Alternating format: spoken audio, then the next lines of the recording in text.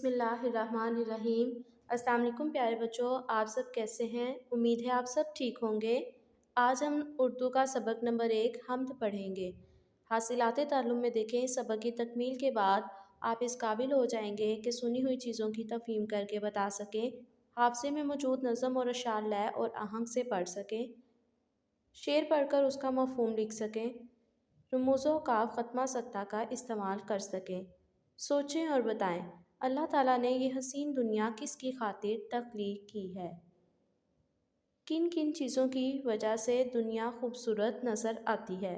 تو پیارے بچوں، آپ کو اس کے جو ممکنہ جواب لگتے ہیں آپ وہ اپنے والدین کے ساتھ شیئر کریں گے۔ کیا آپ جانتے ہیں دنیا کا سب سے بڑا صحرا صحارا ہے جو کہ شمالی افریقہ میں واقع ہے؟ یہ صحرا امریکہ کے کل رقبے کے برابر ہے۔ دنیا کی بلند ترین آبشار اینجل آبشار ہے جو کہ وینیزویلا میں واقع ہے۔ جی پیارے بچوں، تو اب ہم حمد کی کتاب پڑھائی کریں گے۔ اس سے پہلے ہم جانیں گے کہ شاعر اس نظم میں کیا بیان کرتا ہے۔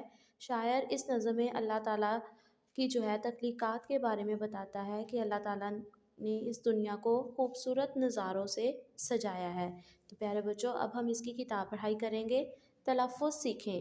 شبنم، قدر، گلکاریاں، خالق، دشت، کون و مکان، جلوہ گری، فلک۔ اب ہم نے اس کی کتاب پڑھائی شعریہ انداز میں کرنی ہے۔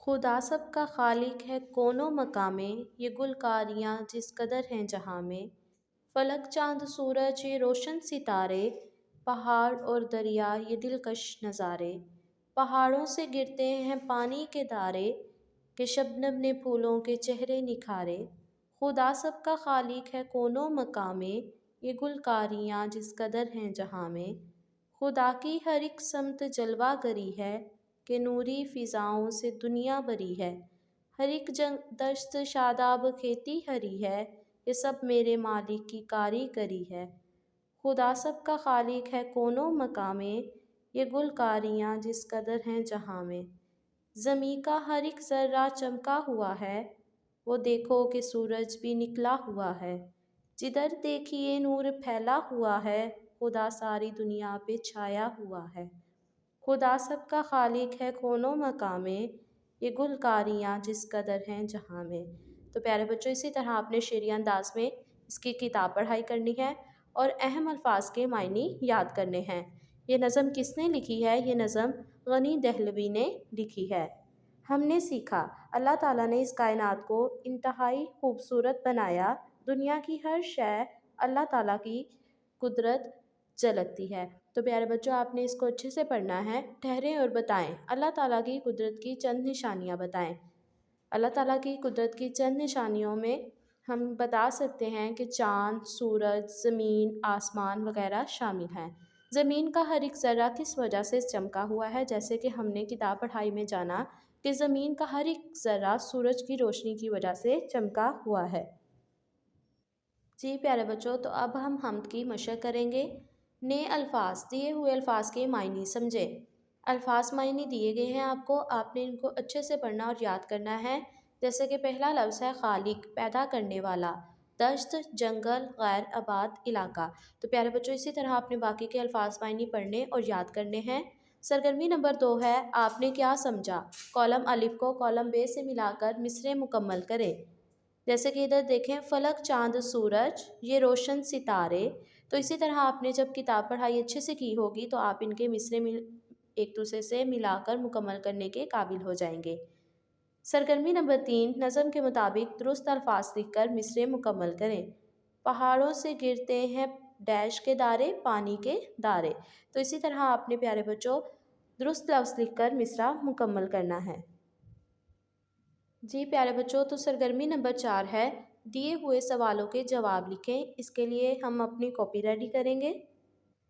جی پیارے بچوں، تو اسی طرح آپ نے اپنی کاپی کا صفحہ ریڈی کرنا ہے۔ عنوان سبق نمبر 1 حمد، دیے ہوئے سوالوں کے جواب لکھیں۔ سوال نمبر 1 ہے پہلے بند میں شاعر نے کن نظاروں کا ذکر کیا ہے؟ پہاڑوں اور دریاؤں کے دلکش نظاروں کا ذکر کیا ہے۔ تو اسی طرح آپ نے باقی کے سوالات کے جوابات اپنی کاپی پر لکھنے ہیں۔ جی پیارے بچوں، تو سوال نمبر 5 ہے حمد میں بیان کی گئی نعمتوں کے علاوہ کوئی سی 5 نعمتوں کے نام اور ان سے متعلق ایک ایک جملہ لکھیں۔ تو پیارے بچوں یہ آپ نے خود سے حمد میں دیے گی نعمتوں کے علاوہ کوئی سی 5 نعمتوں کے نام لکھ کے ان کے آگے ان کا جملہ بنانا ہے۔ مل کر کریں بات۔ حمد میں سے اپنا پسندیدہ شعر سنائیں اور پسندیدگی کی وجہ بتائیں۔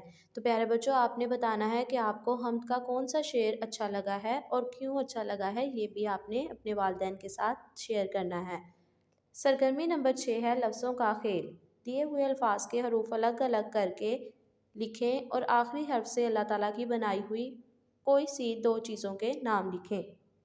تو پیارے بچوں جیسے کہ دیکھیں پہلا لفظ ہے فلک۔ فے لام کاف، آپ نے اس کے حروف الگ کر کے آخری حرف سے 2 ایسی چیزوں کے نام لکھنے ہیں جو کہ اللہ تعالیٰ نے بنائی ہیں۔ اسی طرح آپ نے یہ سرگرمی اچھے سے مکمل کرنی ہے۔ اگلی سرگرمی ہے قواعد سیکھیں۔ ختمہ۔ دیے ہوئے جملے غور سے پڑھیں۔ سب سے پہلے ہم جانیں گے کہ ختمہ کی علامت جیسے کہ آپ کو ادھر دکھائی دے رہی ہے۔ اب ہم جانیں گے اس کا استعمال کہاں کیا جاتا ہے۔ جیسے کہ ادھر دیکھیں جملے میں جب بات مکمل ہو جائے تو وہاں ختمہ کی علامت لگائی جاتی ہے۔ جب کوئی بھی جملہ مکمل ہو جائے تو اس کے آخر میں ختمہ لگایا جاتا ہے۔ ادھر نیچے دی گئی عبارت میں جیسے کہ پڑھیں، ایک نیک آدمی کے پاس بہت دولت تھی۔ تو یہاں پر ایک جملہ مکمل ہوا تو ہم نے ختمہ کی علامت لگا دی۔ وہ اپنی دولت بھلائی کے کاموں میں خرچ کرتا تھا۔ وہ سادہ لباس پہنتا اور سادہ غذا کھاتا تھا۔ وہ ایک صاف مگر بہت چھوٹے سے گھر میں رہتا تھا۔ تو پیارے بچوں جہاں ہماری بات مکمل ہو رہی ہے اور جملہ مکمل ہو رہا ہے وہاں ہم ختمہ کی علامت لگائیں گے۔ جی پیارے بچوں تو قواعد سیکھیں میں اگلی علامت ہے ہمارے پاس سکتہ۔ سب سے پہلے ہم جانیں گے کہ علامت سکتہ کا استعمال کہاں کیا جاتا ہے۔ جب کسی جملے میں 2 یا 2 سے زیادہ ایک طرح کے الفاظ ساتھ ساتھ آ جائیں تو انہیں ایک دوسرے سے الگ کرنا ضروری ہو جاتا ہے۔ 3 یا 3 سے زیادہ الفاظ کی صورت میں آخری لفظ کے ساتھ سکتہ کے بجائے لفظ اور آئے گا۔ تو پیارے بچوں جیسے کہ اوپر عبارت پڑھیں، نیک آدمی غریبوں، محتاجوں، مفلسوں اور مسکینوں کی مدد کرتا تھا۔ تو پیارے بچوں ہم نے غریبوں، محتاجوں اور مفلسوں کو الگ کرنے کے لیے علامت سکتہ کا استعمال کیا۔ اسی طرح نیچے دیکھیں اس کے علاقے کے بچے، جوان اور بوڑھے سب اس کی عزت کرتے تھے۔ بچے اور جوان کو الگ کرنے کے لیے ہم نے علامت سکتہ کا استعمال کیا اور آخری حرف سے پہلے ہم نے آخری لفظ سے پہلے اور لکھا۔ سرگرمی نمبر 8 دیے ہوئے جملوں میں مناسب جگہوں پر سکتہ کا استعمال کرتے ہوئے سامنے دی ہوئی جگہ میں جملہ دوبارہ لکھیں۔ تو پیارے بچوں جیسے کہ پہلی مثال آپ کے سامنے لکھی ہوئی ہے، ابا جان بازار سے کیلے، انگور، امرود، مالٹے اور سیب لائے۔ تو اسی طرح ہم نے دیے گئے پھلوں کے نام کیلے، انگور، امرود، مالٹے کو الگ کرنے کے لیے علامت سکتہ کا استعمال کیا۔ تو اسی طرح آپ نے دی گئی جگہ پر باقی کے یہ ایکٹیویٹی مکمل کرنی ہے۔ پڑھیں۔ سرگرمی نمبر 9 دی ہوئی عبارت درست تلفظ اور روانی سے پڑھیں۔